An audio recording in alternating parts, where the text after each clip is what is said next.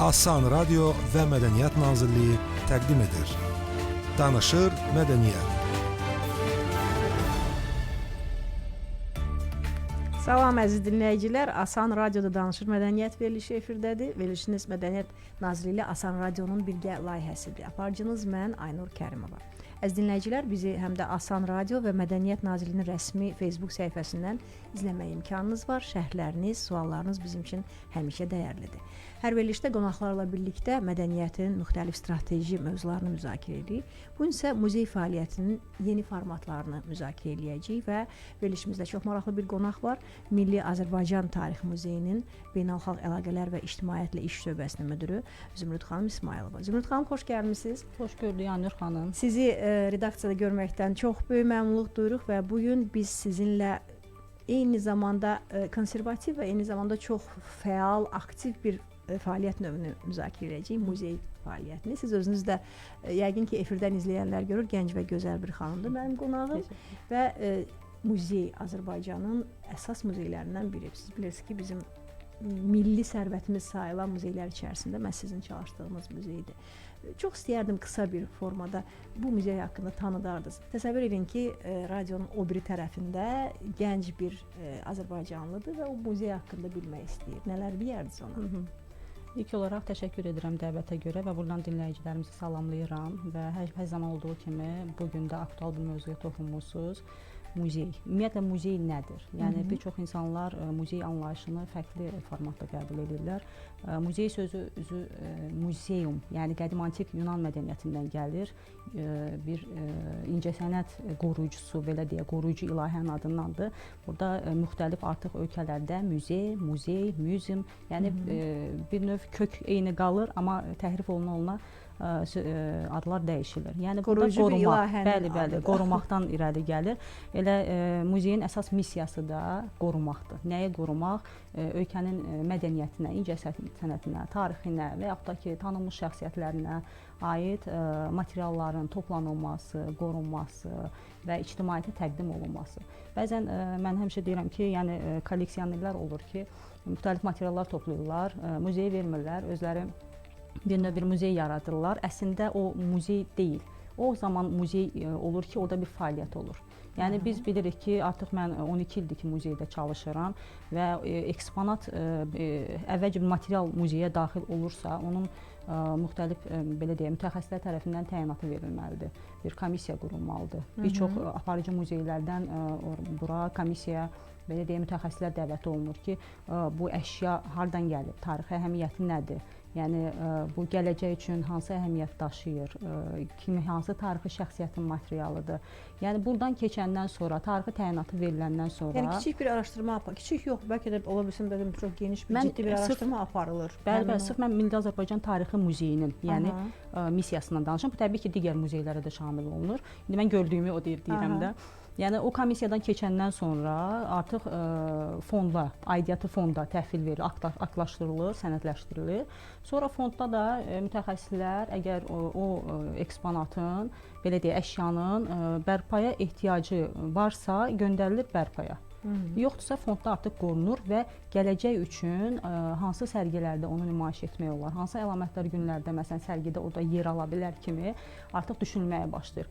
Və bunu daimi ekspozisiyada qoymaq olar, müvəqqəti ekspozisiyada qoymaq olar. Bu bir növ məqsəd daşıyır ictimaiyyətə xidmət. Yəni ictimaiyyətə göstərmək, bizdə hansı yeni material var. Hərdən olur ki, çox dəyərli bir tarixi şəxsiyyətə aiddirsə, hansısa dövrə aidsə, onun təqdimatını da keçiririk. Yəni özünüz də onun şahid olmusunuz. Bunu bir ictimaiyyətə yayımlırıq ki, belə bir tarixi material bizə hədiyyə verilir və bunun ictimaiyyətləşdiririk. Son zamanlar Şah İsmayıl Xətainin səhifləri fərmanı ilə bağlı siz gözəl bir açıqlama etdiniz. Demək, həmin predmetlər bizim evlərimizdə, sandıqlarda qaldıqda heç kimə xidmət eləmir demək olar. Amma muzeyə gətirildikdə, təhvil verildikdə o öz kiçik həyatını yaşamağa başlayır. Əlbəttə ki. Bu bilirsiniz nəyə bənzəyir? Bəlkə də görmüsünüz sosial şəbəkələrdə bu adi bir şey. Yəni, o divardakı banan var idi, yadınızdadırsa, Bəli, onun bəli. üzərinə bir Sənət əsəri olaraq. sənət əsəri təqdim olunmuşdu. Məsələn, belə deyim də, o əşyanın dəyəri əslində onun yerindən də asılıdır. Məsələn, mən dəyərli bir əşyanı tapıb, onu siz demiş, evdə saxlasam və yaxud da ki, bir dağınıq bir yerə qoysam, onun üçün baxmayacaq, əhəmiyyət olmayacaq. Amma o muzeydə təqdim olunursa və sən onun təqdimatını çox gözəl şəkildə verirsənsə, artıq o bir dəyərli olur. Necə ki, Mona Lisa bir dəyərsiz idi, sonra oğurlandı, mediaya bir açıqlandı. Ondan sonra Mona Lisa bir dəyərə mindi. Dünya brendinə çevrildi. Bəli, bəli. Hal-hazırda da yəni ki, dünyanın bir gözü olan bir eksponatdır. Yəni həqiqətən də eksponatın yerindən çox şey asılı onun dəyəri. Eksponatlar danışmalıdır, öz keçmişini, Bəli, eksponat tarixi ilə müraciət etməlidir. Mütləq şəkildə danışmalıdır. Çox maraqlı və mənim üçün sizin sırf fikriniz maraqlıdır. Bax, məsələn, bu gün sizə desəydilər ki, Tarix Muzeyindən bir eksponatı təqdim edin. Məsələn, hələ bizə qulaq asan həmin 17 yaşlı gəncə siz nəyi verə, hansı eksponatı? Mən bilirəm ki, sizin saxlanıcılarınız çox böyükdür. Bəli. Yəni ki, onları heç yəqin ki 4-5 il çatmaz olar bir-bir izləsəniz. Məsələn, sizin seçiminiz hansı olardı? Bizdə bilirsiniz, yəni 300 mindən çox eksponatımız var. Həqiqətən çoxdur. Yəni belə deyim ki, bizim əlavə bir muzeyə ehtiyacımız var. Əlavə bir muzey binasına ehtiyacımız var. Çünki həqiqətən də o fondlarda onların belə çalışdığımız qədər, mütəxəssislərimiz çalışdığı qədər qorumağa çalışır. Yəni unikal eksponatlar çoxdur.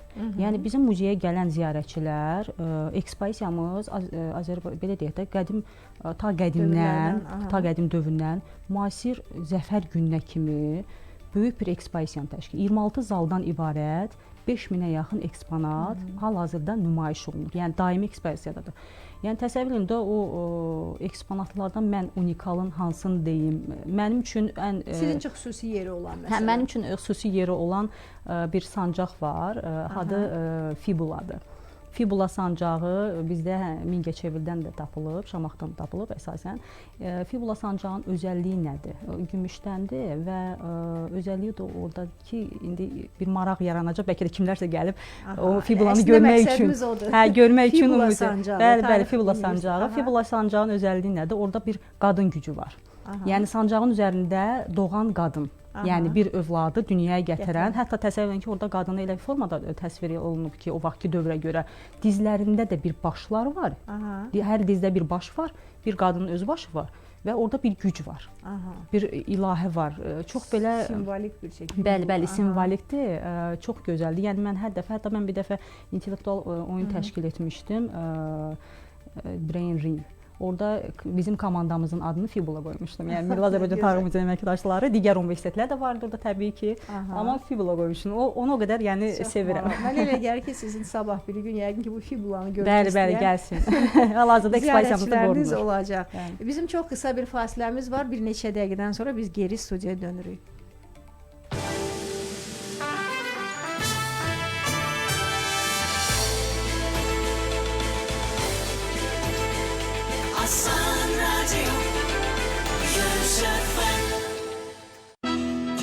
Umid mağazalarında möhtəşəm indirim. Neod bişirmə paneli indi 129 manat deyil, 99 manat. Şuvaki aspirator 97 manat deyil, cəmi 79 manat.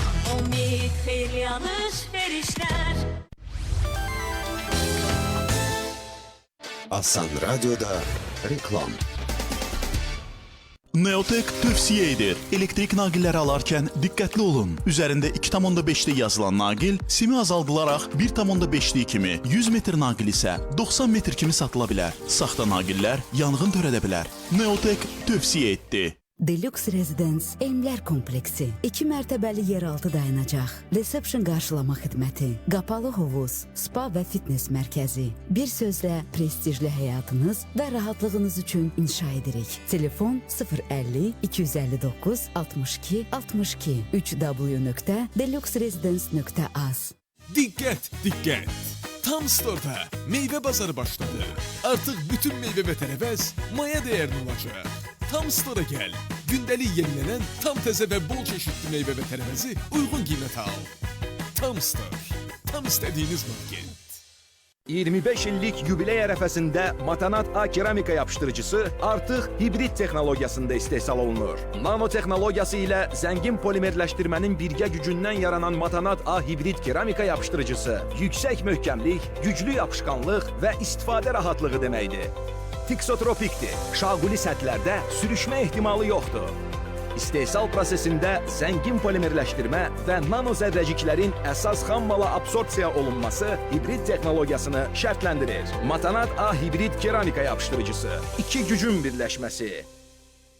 Şəhərin mərkəzində yenilikçi memarlıqla inşa edilən Deluxe Residence Elmlər kompleksi mənzillər bitmədən 20 aylıq daxili kreditlə əldə etməyə tələsin. Telefon 050 259 62 62 www.deluxeresidence.az. Asan Radyo'da reklam 050 60 06 100. 10 dekabradək Bravo'da super qiymətlər sizi gözləyir. 1 kiloqram siyəzən təzə toyuq döş əti 6 manat 99 qəpik. 1 kiloqram Belaruska kərə yağı 14 manat 99 qəpik. Keyfiyyətli məhsullar üçün Bravo, doğru seçim.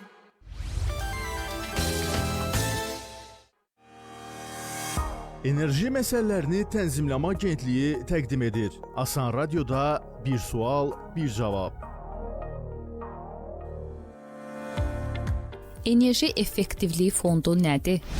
Enerji Effektivliyi Fondu Prezidentin 1 mart 2024-cü il tarixli 13 nömrəli fərmanı ilə yaradılıb. Fondun yaradılmasının məqsədi enerji resurslarından səmərəli istifadə və enerji effektivliyi üzrə tədbirlərin stimullaşdırılması və təşviqidir. Fondun vəsaitinin idarə edilməsini Enerji Məsələlərini Tənzimləmə Agentliyi həyata keçirir.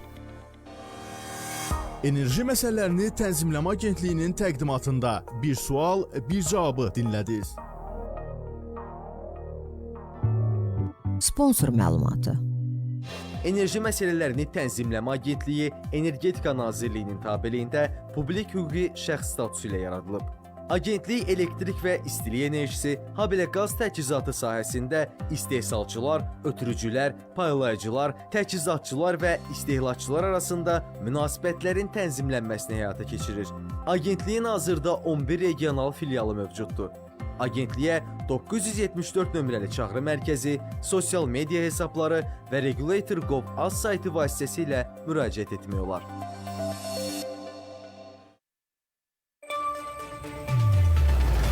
Asan Radio və Mədəniyyət Nazirliyi təqdim edir.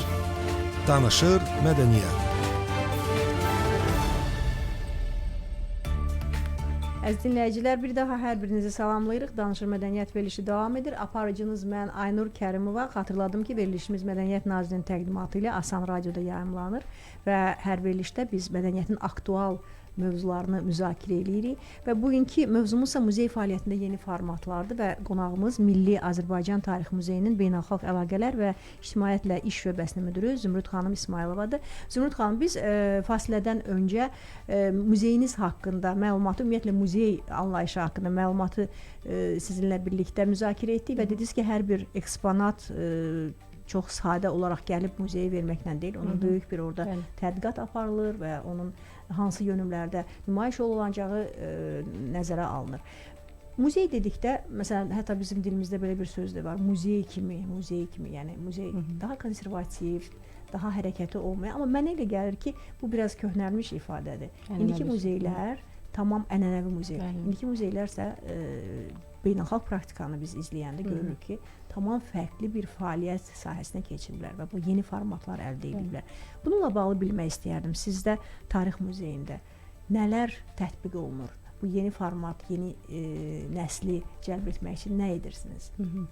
Qeyd edim ki, yəni Milli Azərbaycan Tarixi Muzeyi Azərbaycanın demək olar ki, aparıcı muzeylərindən biridir və ilk ən böyük muzeydir. Belə deyək də 1920-ci ildə yaranıb və bu il biz 105 illiyini qeyd edirik. Yəni yubileydir demək olar. Bizim dəyərlərimizdən biridir. Bəli, dəyərlərimizdən biridir. Yəni bizim binanın özü belə eksponatdır. Yəni mən həmişə deyirəm, binanın özü eksponatdır. Muzeydən o 300 min eksponatı çıxart, binanın özü zaten eksponatdır. Onu qoruyub saxlamaq. Çox qısa deyə bilərsiniz bina haqqında. Yenə də bizi dinləyən həmin o gənc bizim dinləyici üçün? Bina haqqında deyə bilərəm ki, binanın layihəsi Bakının baş memarı olmuş Polşalı memar Yosif Kaslavskinin layihəsi əsasında tikilib və binanın sahibkarı məşhur xeyriyyəçi, tanınmış şəxsiyyət, neft maqnatı, böyük Bakı milyonçusu olan, hamımızın tanıdığı Hacı Zeynalabdin Tağıyevin sarayı olub. Orada həm ailəsi yaşayıb, eyni zamanda da işçiləri yaşayıb.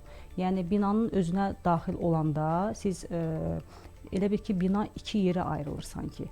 Bir şərqi üslubu var, yəni sol tərəf.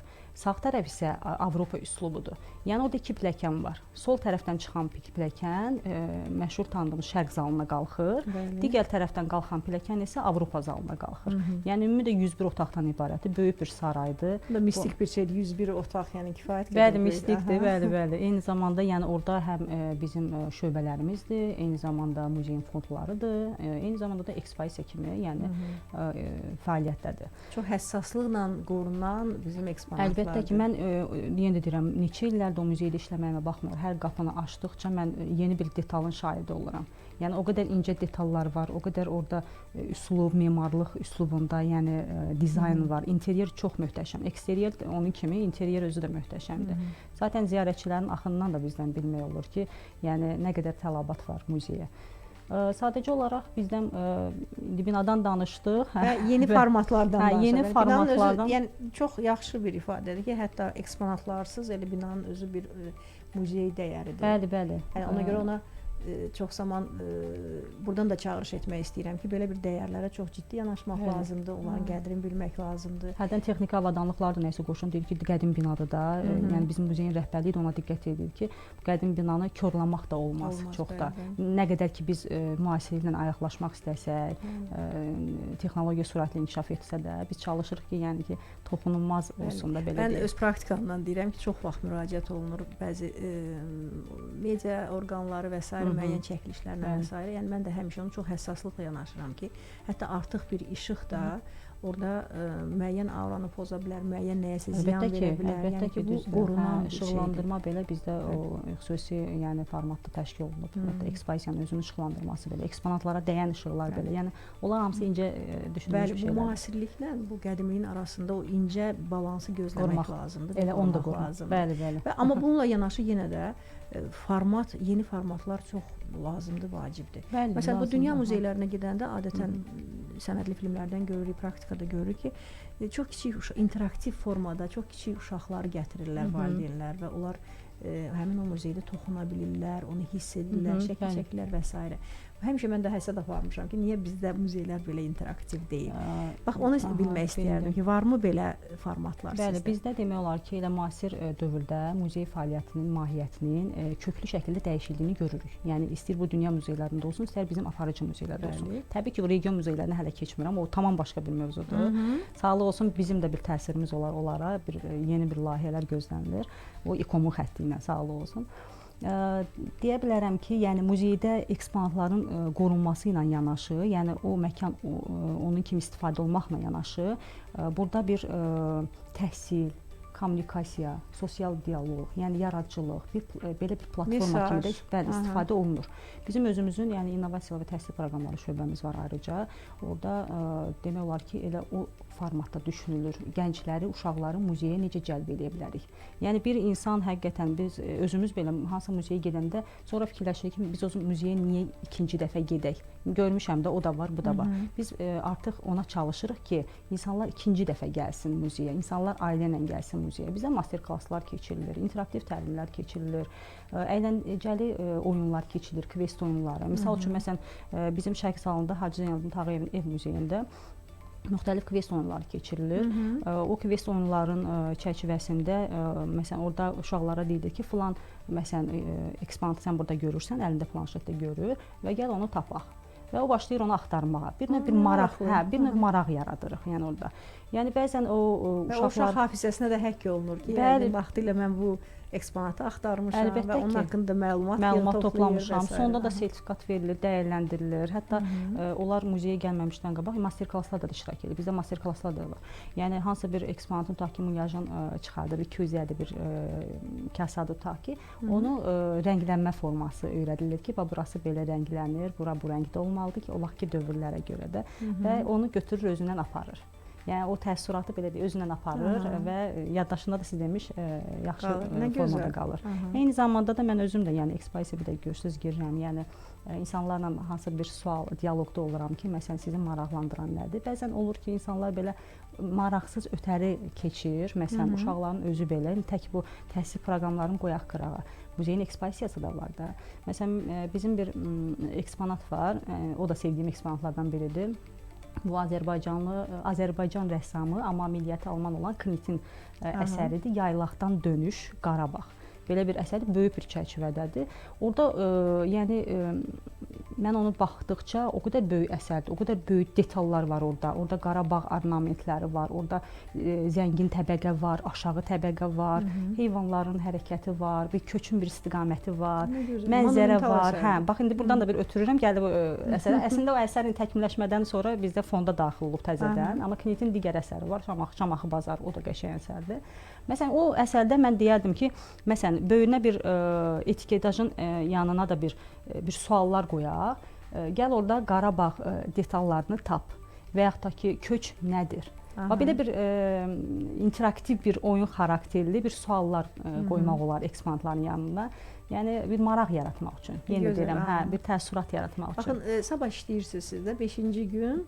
Sabah 6-cı gün siz bəli, işləyir. Birinci gündən başqa. Birinci gündən bütün həftə içi. Mən valideynlərə müraciət edirəm. Hökmən gedin bu Knitin həmin o əsərinə baxın və Qarabağ detallarını orada tapın. Mütləq. İndi hal-hazırda fonddadır o əsər təkmilləşməyə görə. Digər əsəri Şamaxı bazarı var. Orada da müəyyən detalları tapa bilərlər. Yəni çoxdur bizim ekspozisiyada tapa biləcək detallar. Mən istəyirəm ki, onlar gəlib təbii ki, yaddaşında bütün o 5000 eksponatı saxlaya bilməz. Təbii. Amma bir eksponat onun yaddaşında çox gözəl qalacaqsa, orada detallar axtarsın. Detallar keçirsə, elə bil ki, mən gəldim, baxdım, keçdim, getdim. Yeri gəlmişkən Zümrüd xanım, çox maraqlı bir şərh var. Mələk muzeyə yazıb ki, çox möhtəşəm muzeydir, heyran qalmamaq mümkün deyil. Təşəkkür edirik Mələk xanım. Çox sağ olsun. Bizim demək izləyicilərdəndir. Yenidən gözləyirik. Yenidən gözləyirik və mənə maraqlıdır Zümrüd xanım. Siz müşahidə edirsiniz yəqin ki, kimdir daha çox sizin izləyiciləriniz? Yəni təbii ki, xarici turistlər böyük maraq göstərirlər. Çünki onlar yəni vərdiş olaraq biz görmüşük, onlar gəldiyi ölkələrin tarixi ilə çox maraqlanırlar. Biz də xaricə gedəndə biz də eyni şey. Və daha kimlərdir? Məsələn, yerli auditoriyada kimlərdir? Uşaqlar varmı, gənclər? Əlbəttə ki, uşaqlar var, gənclər var, müxtəlif qurumların əməkdaşları var. Məsələn də sırf biz özümüz də təbliğatını aparırıq ki, ümumiyyətlə Azərbaycana gələn qonaqların o muzey siyahısında bizim muzey mütləq şəkildə olmalıdır. Çünki Azərbaycan tarixini ta qədimdən sona kimi, zəfərə kimi təqdim edən bir ekspozisiya var. Bunu o yaddaşda saxlayın. Biz özümüz də gedəndə, məsələn, dediyim kimi xarici muzeylərə, daha doğrusu xarici ölkələrə, ölkənin tarixinə bağlı biz muzey axtarırıq ki, baxaq görək bu tarix necə, hansı tematika üzrə davam eləyib. Yəni müxtəlif yaş kateqoriyaları üzrə bizim ziyarətçilərimiz var. Demək olar ki, hələ açıq qapı günlərində maşallah, yəni çox olur. Artıq bir o çox xoş demək kadrlarda onu izləmək. Açıq qapı günlərində bizdə həmişə muzeylərdə daha çox da gənclər olur, daha çox uşaqlar. Bu çox sevindirir. Bəli. Elə məktəblər özləri açıq qapı günlərində gözləyirlər. Çünki həm onların dərslərlə də bağlı. Eyni zamanda onlar 6 bazar, şənbə bazarı məsələn bizə zəng vururlar ki, siz şənbə bazar borclusuz. Ən çox statistika şənbə bazarı. Eyni zamanda da bizim məktəblərlə müqavilələrimiz var. Yəni müqavilələr bağlanılır. O müqavilələr əsasında o uşaqlar mütəmadi olaraq bizim master klasslara gəlirlər, iştirak edirlər. Onun çərçivəsində də muzeyi ziyarət edirlər. Burada da bir təbliğat var. Bildiniz necə? Yenidən muzeyə gəlir. Gözəl missiyadır, çox gözəl missiyadır. Zümrüd xanım, mənə elə gəlir ki, biz artıq vaxtımızı doldurmuşuq. Sadəcə olaraq mən istəyərdim son olaraq bax həmin bizə dinləyən gənc izləyicilərimizə muzeyinizlə bağlı bir mesaj ötürə bilərsiniz. Nə istəyirsiniz deyəsiniz? Muzeyimizlə bağlı deyərdim ki, həqiqətən biz bu istiqamətdə biz öz missiyamızı yeritməyə çalışırıq ki, uşaqlara, gənclərə bu mədəniyyətimizi, incəsənətimizi ötürək. Yəni bizim belə deyək 9-dan 6-ya kimi iş rejimimiz, hətta evə gedib o layihələr haqqında düşünməyimiz bunu vadar edir ki, biz gələcək nəsillərə nələrsə ötürək. Zaten biz bunu bilirik, biz bu işin içindəyik. Və mesajım nə ola bilər? Muzeylərimizi həqiqətən ziyarət edin, nələrsə kəşf edin. Muzeyə bir dəfə gəlirsə, ikinci dəfə düşünün, bizim saytlarımızı izləyin, yeni proqramlarımız var. Yəni bəlkə mən də iştirak edeyim. Yəni bir vaxtınızı səmərəli keçirin, belə deyərdim. bəli. Və muzeylərin vasitəsilə. Təşəkkürlər, çox sağ olun. Bəli, rəqəmsal zaman bizim çox aparır vaxtımızı, amma gerçəkdən muzey ilə ünsiyyət canlı ünsiyyətlərin birliyi hesab olunur. Çox gözəl bir kommunikasiya vasitəsi oldu. Çox sağ olun Zümrüd xanım, gəldiniz. Əziz dinləyicilər, Danışır Mədəniyyət verilişini dinlədiniz. Bu gün muzey fəaliyyətində yeni formatları müzakirə etdik. Verilişimizin qonağı isə Milli Azərbaycan Tarixi Muzeyinin Beynəlxalq Əlaqələr və İctimaiyyət İş Şöbəsinin müdiri Zümrüd xanım İsmailova idi. Aparıcınız isə mən Aynur Kərimova. Növbəti həftədə eyni vaxtda görüşmək ümidi ilə sağ olun, salamat qalın. Asan Radio və Mədəniyyət Nazirliyi təqdim etdi. Danışır Mədəniyyət. Bir sual, bir cavab buraxılır.